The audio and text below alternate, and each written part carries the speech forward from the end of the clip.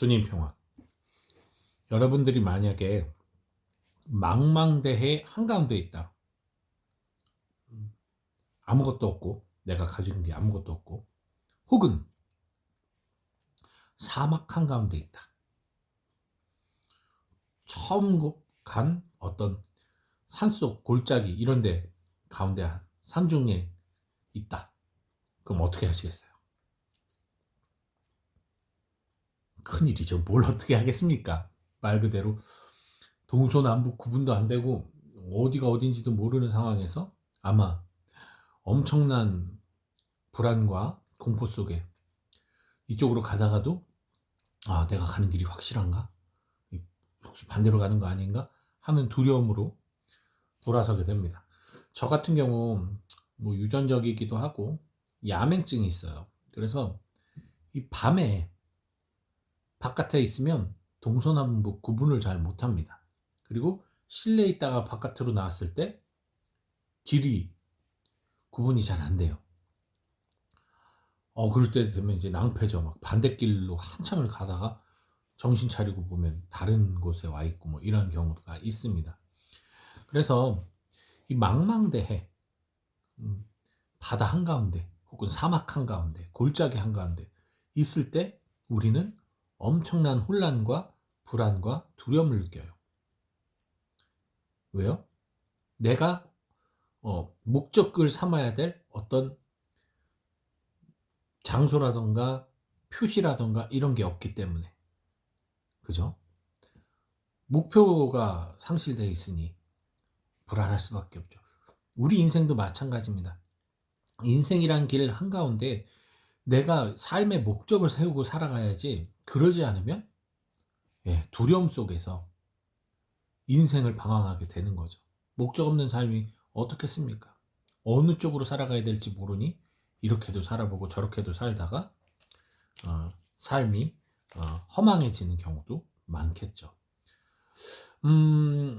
그러한 맥락으로 사실 오늘 복음의 제자들, 예수님을 두고 배를 타고 가다가 불과 몇백 미터 멀리 가는 것도 아닌데 풍랑 속에서, 풍랑 한가운데서 바람이 거세지자 이도 저도 못한 채, 뭐 가장 쉬운 방법은 얼마 멀리 안 갔으니까 다시 돌아가면 돼요.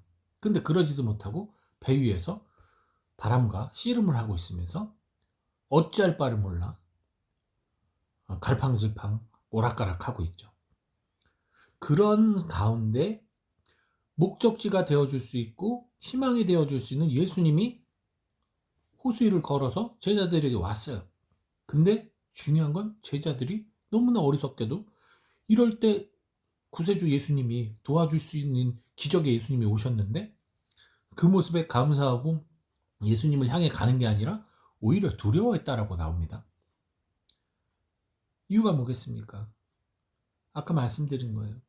혼란 가운데 있다 보면요, 판단력이 흐려지는 거죠. 방향 감각을 상실해요. 목적 의식을 상실해요. 그 다음부터는 자기 머리 안에서 자기가 생각하는 것을 따라가려고 노력을 하겠죠.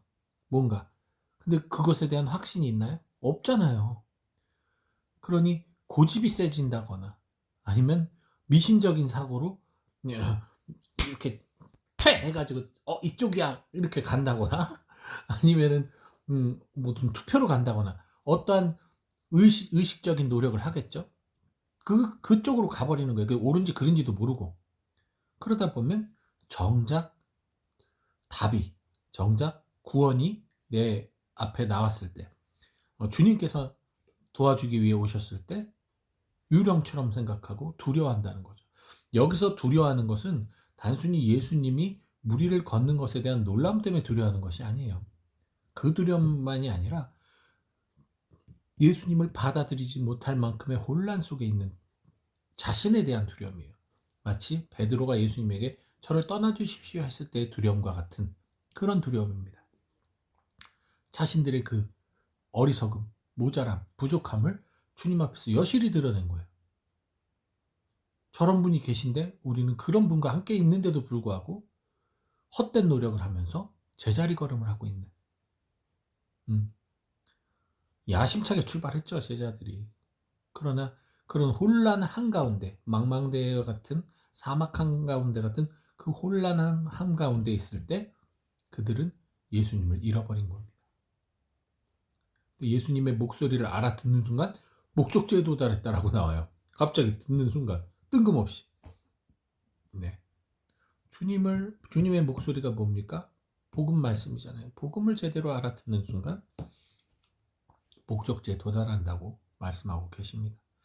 그렇기 때문에 오늘 독서에 나오는 그 일곱 부제를 뽑는 이 초대교회의 모습도 마찬가지죠. 초대교회는 야심차게 출발을 합니다. 왜? 예수님의 목격 증인들이 넘쳐나고 예수님의 제자들과 사도들이 성모님도 계셨고 얼마나 그 기억과 함께 곧 오실 재림 예수를 희망하며 얼마나 행복하게 야심차게 초대교회가 출발했어요. 그러나 모두 다 아시다시피 불과 100년도 지나지 않아 초대교회는 처참하게 갈라서고 무너집니다. 박해 때문에 무너진 게 아니에요. 그들이 목적했고 희망했던 재림 예수가 오질 않았거든. 당연히 오실 줄 알았거든. 그걸 상실하는 순간 그들은 이도저도 못하는 풍랑 속에 한가운데 있는 조각배가 돼버린 거예요. 그런 신세가 돼버린 거죠. 그래서 그들이 다시 힘을 모아 기도하면서 예수님의 목소리 복음 말씀을 다시 되새기고 살아가면서 결국 공동체는 새롭게 쇄신이 되고 오늘날까지 이어져 내려올 수 있는 거죠. 하지만 여전히 우리들은 우리의 삶을 통해서도 체험하듯 또 망망대해 같은 사막 한가운데와 같은 골짜기 한가운데와 같은 그런 상황 속에서 주님의 목소리를 잃어버리고 이도저도 못해 가만히 서 있거나 아니면 잘못된 방식의 나의 신앙으로 나의 신심으로 옳지 않은 길로 걸어가고 있을지 모릅니다. 그러니 우리가 주님의 목소리에 귀 기울이는 이 중요한 삶, 즉 복음 말씀에 귀 기울이는 삶, 단순히 내 귀로 듣는 걸 얘기하는 게 아니에요. 이 귀는요 아무 의미가 없습니다.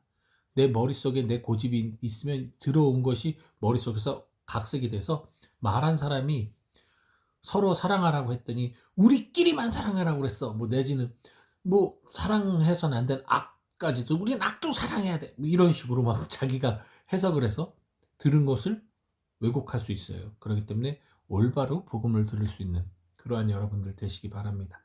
오늘 저희도 또 복음이 있어서 잘 준비해서 또 많은 사랑을 나눠줄 후원 회원들 만나 기쁘게 또 돌아오도록 하겠습니다. 주님 평